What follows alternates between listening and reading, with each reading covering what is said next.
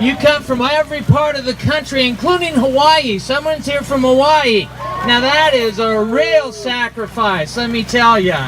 Well, you know, despite this weather, I got to tell you, it's baseball season's around the corner, and I'm a baseball fan, so I have to give you a baseball analogy. We hit a home run today in the court.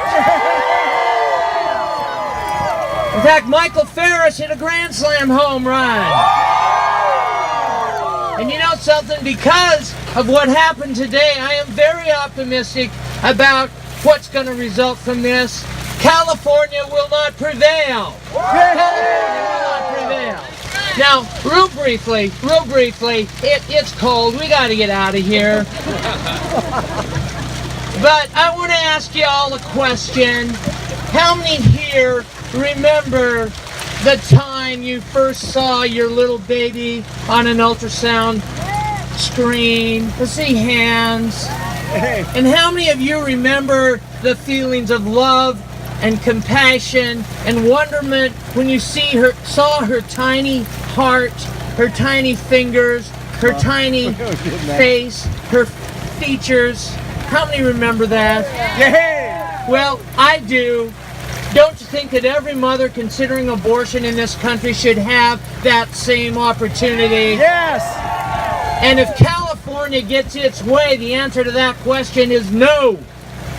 So California will not prevail.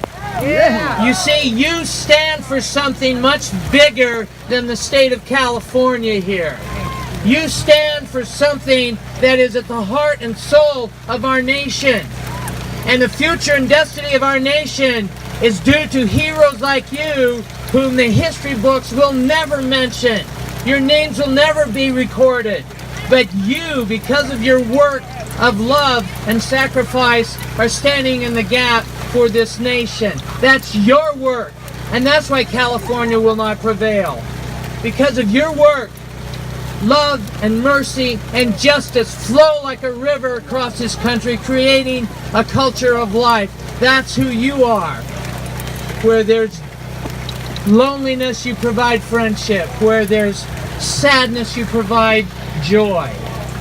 Where there's guilt, you provide a path to forgiveness.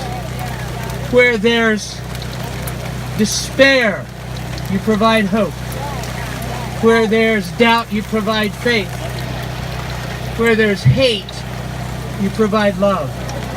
And even when the stench of death knocks on one's door, you provide life, because life always conquers death. So as we go here, we got a break. But let me just remind you of a couple things. I want you to look at your friends now. I want you to look at all these people who have done this today, this great thing today.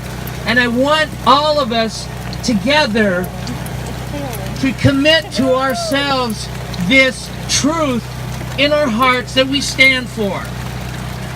Truth will set our nation free, and this is the truth that we believe in and stand for, that every human being, no matter how big, no matter how small, every human being, every little boy, every little girl, every teenager, every elderly person, the infirm, the dying, the elderly, every human being is made in the image of God, and as such is afforded those unalienable rights of life, liberty, and the pursuit of happiness.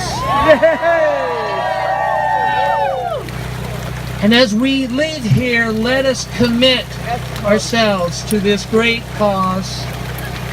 And let us commit ourselves and commit our lives, our fortunes, and our sacred honors. And one more thing I want you to remember. History will most likely never record anything about you. The history books will probably be silent. In this great city, I doubt there'll ever be a monument or a memorial erected for your work. But know this, that one day, your work will be honored. One day, your work will be acknowledged, and you will hear those words, "Well done, my good and faithful servants.